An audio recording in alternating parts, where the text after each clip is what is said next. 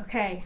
What is your ethnicity slash nationality? I'm Pakistani. Mostly just Chinese. I am part Chinese, part Vietnamese, and part Korean. So my mother, she is from Shanghai, China, and my dad is from Malaysia. So I am half and half. I'm Chinese, so let's see. Yeah. I'm from China, part of Honan. Yeah, I'm half Chinese, half white. Chinese. Chinese. Yep. 100%. Specifically Irish, Jamaican, and Chinese. I'm Vietnamese. I'm Punjabi. Chinese. India. Both of my parents are from Bangladesh. I'm half Chinese, half Vietnamese. I'm 3/4 Filipino and 1/4 white. I was born in South Korea. I have a stupid story. How did you or your family get here? Well, there's a story behind it. So my family was fleeing from the war in Vietnam, and they traveled to America to meet my uncles there. Basically, we had like 10 people in the house together, and I was born in Vietnam actually, and I traveled to the U.S. when I was 1. My mom does a lot, and she talks about her high school experiences, and even like back then when she did live in Vietnam, her struggles with having to work at 12, at 9, at 6, not having food enough for herself, and having to like share between her mother and her sister, like my aunt, having to work and having to keep up with their studies, and then moving here at such a young age, and then having to like learn a new language and getting accustomed to new cultures is something that she does talk about a lot with me. Both of my grandfathers, they joined the Navy, the U.S. Navy, because there's like a naval base in the Philippines, and they served in there for a while, and then they moved to America. Both of my parents were born in Vietnam. They were both refugees, so they both left on a boat. And they were fairly young. They were 11 and 14. My dad came here when he was like 17. He's one of like 7 siblings and a single mom because his dad died when he was young. And so they all got the money together for him to come here, and like he could get a job here, work hard, and send money back to his family. And that's how like now they have their own families, and like they've been to school and everything, and that's because like he came here and worked hard. So I was born in South Korea, and my parents gave me up for adoption, and then my parents here in America, as soon as I was born, I actually was flown over. So they called my parents that day when I was born. They said, your daughter's born. And then 3 months later, I arrived in LaGuardia, and then I moved to New Jersey, and then we eventually came to Pennsylvania. My grandmother, my mom's mom, her parents were actually from China. They were born in China. They emigrated to Jamaica, so she grew up in Jamaica. So my mom is from there, and when my mom started probably like college, yeah, that's when they came to America. Actually, I come with my mom. Like there's like no other way to go. So like me and my mom my mom make a hard choice. We come to United States. There's like no friend, no money. We don't even know the language. But she just brought me here, and then yeah, she's working hard. Actually, like we are lucky, We like me and my mom, we just pass like in the first meeting or something. But I know a lot of people, they may just like waiting for next meeting for like 10 years or something. What was your Asian experience growing up? I could definitely tell like I was different than a lot of the kids, especially like my name. I remember my neighbor, I was a white kid, and like when I went up to him and he asked me what my name was, like I like froze up. I'm like, what do I tell him? Like, and so I went back inside. That's So Raven was playing at the time, and like the character's name was Eddie, and I was like, Eddie's close to Adil, so like I told him my name was Eddie, and that nickname actually stuck with me like as a kid. Like if you know Daniel's family still calls me Eddie. Visiting China for 6 or 7 years in a row, Taekwondo, kind of fed into the Asian stereotype of playing piano, playing violin. I have to say that my mom, even though she was pretty white, she is white, did a really good job of like expressing Asian culture. She forced me to take Chinese lessons when I was little. We still celebrated like Chinese New Year every year, plus there was like organizations where it's like get-togethers with your adoption party. Very like contradictory, like my parents, taught me like traditional like Indian values or whatever. But like in school, I could kind of like learn more American stuff essentially. So like kind of got pulled both ways. Growing up, My parents didn't really, at least in the beginning, their English wasn't too good, so we spoke mostly Bengali at home. My mom was always a traditionalist. She followed like the values she learned back home. A lot of the stuff that she did back home, she imbued into what we do right now in this country. It was fun. Like I played table tennis for professional, and then we only have to go to school for like 3 hours, and the whole day is table tennis. Just study, and I play basketball. In China, we just like, we need to study a lot. When we finish school, it's like it's dark already. We don't really have a lot of time to do something else. So I went to Chinese school from like K to 8, and then it was just every Saturday morning, and now I TA there. But I think that like there's a really big difference between like growing up Asian in America and like growing up Asian in like an Asian country, because like I feel like American Asian is like its own subculture, you know what I mean? It's like different. So what are your favorite aspects about your culture? Definitely the food. Most like food is like rice-based dish with a bunch of like a side dish. Like it's always rice is the main thing, and the changing side dish. Like sometimes it'll be like broth and vegetables, or like cooked meat over rice. We still have like street foods that are like really good, like balot, which sounds disgusting, but it's the duck fetus. But once you try it, it's actually really good. I guess the family values are like really good. I'm like really close with my family. I know like some other people like aren't as close with like their siblings, but like I trust my sister in my life and stuff like that. Chinese New Year. Chinese New Year. Yeah, because first you get money, but also you get to see everybody when it's like Chinese New Year, because like you like basically like if you have like an elder in your family, then like you gotta go to their house and be like, oh, I wish you like, I don't know, like have a happy life and like have good health and stuff like that. But like here, I'm not able to do that here, and it's like kind of sad. The other thing is like when we grow up and get jobs, like I know that you guys don't do it here, but like we pay like our parents for like to thank them for like raising us. And I was talking to like my friends about it, and they're like, what, you do that? Like I feel like that's very important. I like the more emphasis, like I think there's more of an emphasis on community, at least in China, because like in America it's so individualistic, and that's not necessarily a bad thing, but like I think it goes too far sometimes. Like I think there's like so much emphasis on like what job you have, how much money you make, your social position. But in China it's more like it's like a lot more modest. Like you're not supposed to like brag about like your job or like how much you make and stuff. And like it's like a lot more like family oriented, I'd say. My favorite aspect of mine is definitely the food. There's something about what my mom makes. It's all very vibrant, colorful, has a lot of spice to it and flavor.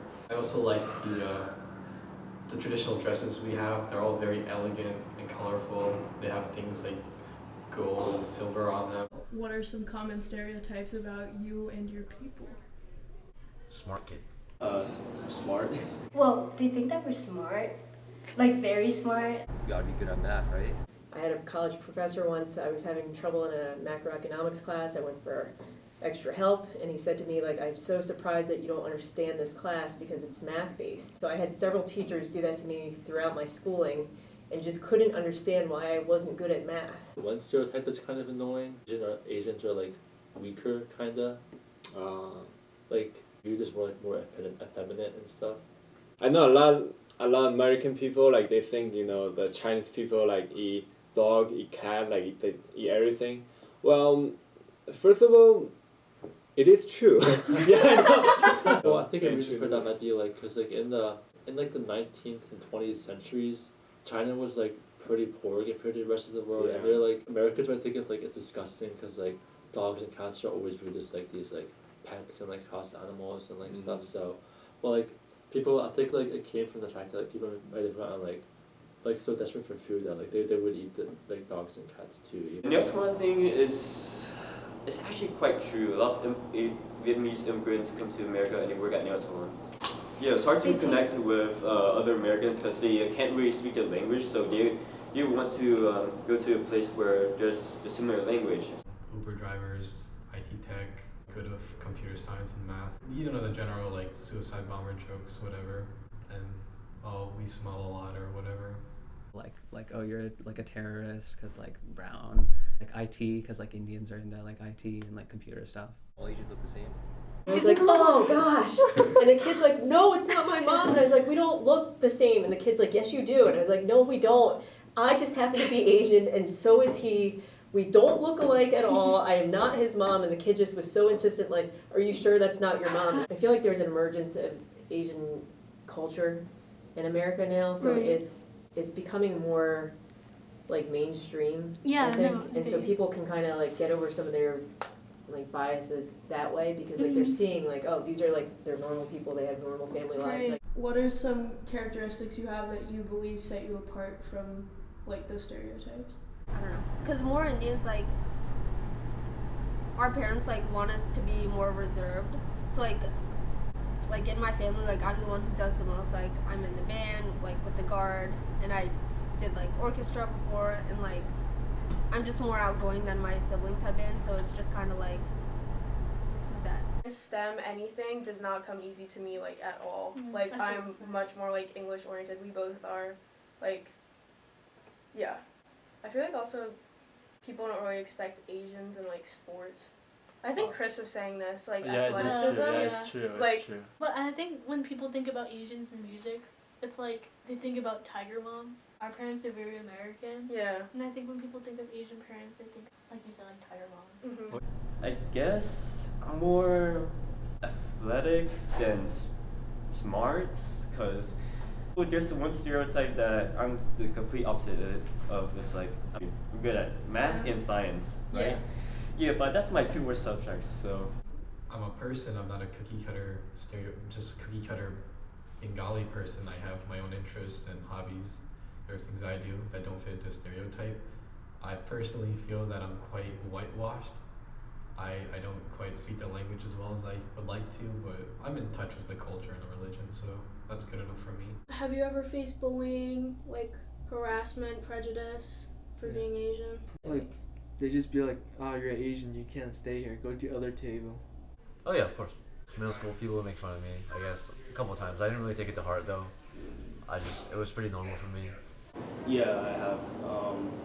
Especially when I was younger, when more people were just like almost like more ignorant to things and more ignorant to the way it can affect people. Like, it was more elementary school type stuff and like early middle schools, but like now in my high school years, that doesn't really happen. So. Even on a sports team or any team I go on, or just in general, they make fun of my Asian heritage, but I just brush it off like, yeah, Asian jokes. I heard it all, like, oh, you're small, or you can't see, or yeah.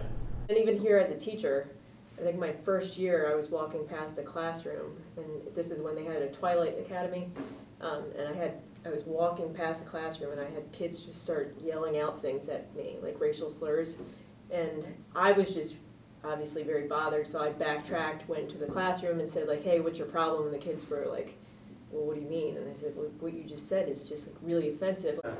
I remember, I have a stupid story, like one time in the gym class, like in the changing room, I took off my shirt and everyone's like chanting Bruce Lee, and I'm just like, I don't know if I should be like honored or like kind of like disappointed by this.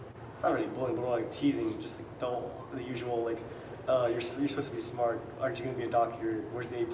The Bruce Lee story. I never really took it to heart because like I feel like even though they're stereotypes, there's a good stereotype. Like you're saying, like.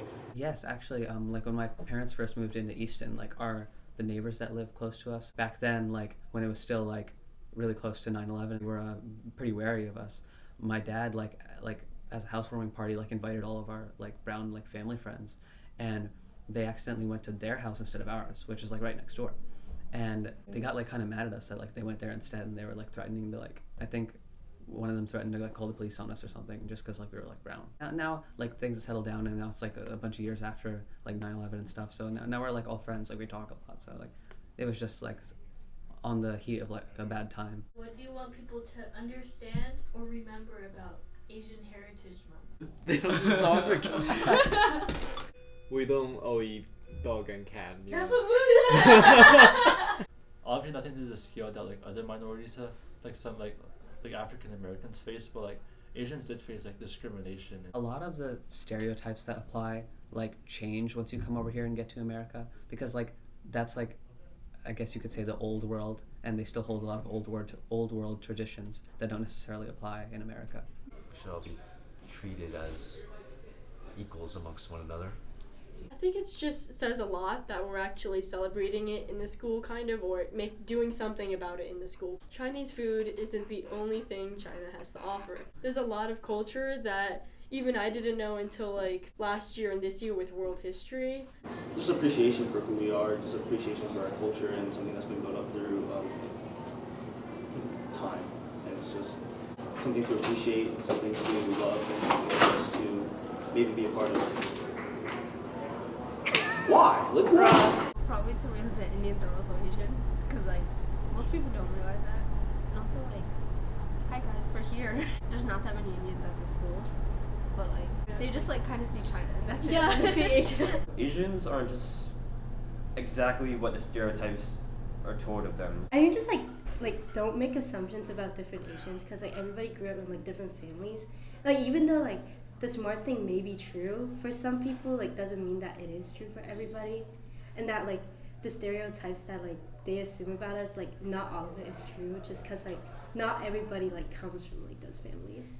I think that also extends to culture. Like I think when people think of Asian culture, they think of like just East Asian culture. They think of like China, Japan, Korea. But like again, like culture is so diverse, and I feel like it's unfair to say, oh, Asian culture is just that, because you can take Indian culture, which is so different, or even like Filipino culture, and you can't compare it.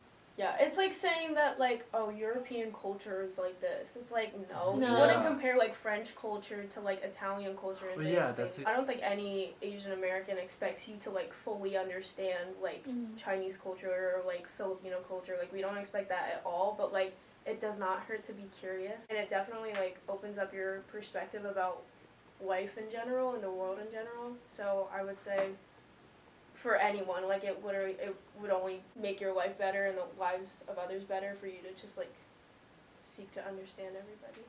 It's just a celebration of our heritage, really. Just all the things that ever happened to you, where your parents are from, what language you speak, what religion you believe in, it's all accumulated into what made you as a person. Being proud of like your heritage, and you know like that's part of who you are, and you know you should embrace it. And I guess for people who aren't Asian, like respecting that and definitely acknowledging it, because like you talk about race and you know like it's usually white or black you hear, and it's like Asians, like we're here too, so you know definitely that inclusion. I think it's important for everyone just to remember like that we're here. You know, I think that a lot of times like Asian people in general just kind of get overlooked. Talk and have these conversations, and I think that's what this month is about. It's just kind of like getting through some of these conversations and just like kind of propelling us forward, because we shouldn't be unseen. Something like about myself, like maybe like despite like all like I'm proud to be Asian, from like China to like Myanmar, India, the Philippines, we're all Asian, and I'm proud to be part of that culture. Hello! Ms. Ponce, please come